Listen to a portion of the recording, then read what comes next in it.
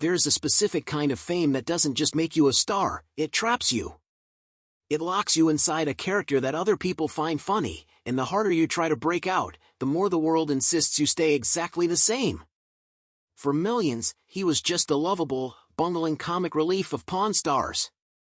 But behind the television screen was a man carrying a weight that had nothing to do with physical size and everything to do with public perception.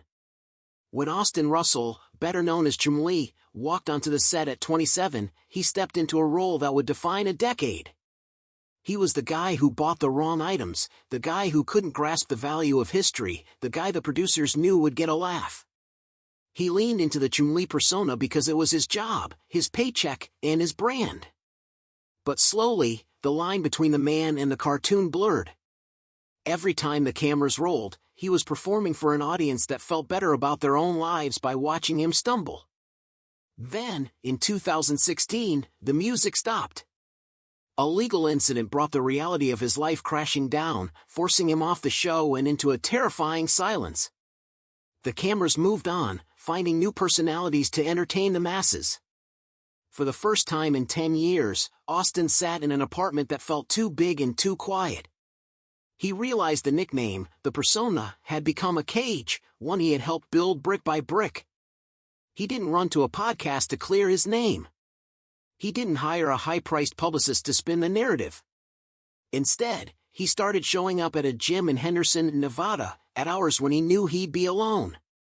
This wasn't about weight loss, it was about reclaiming his agency. He started lifting the weight of the 5 million people who thought they owned a piece of his identity.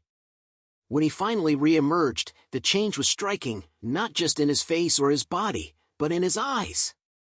His posture shifted from an apology to a statement.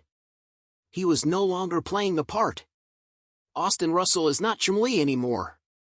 He proves that you have the right to be unknown if being known means being a version of yourself you no longer recognize. The world might gasp, they might even miss the version of you that kept them comfortable, but that's their burden, not yours. Austin's story doesn't ask you to just admire his physical transformation.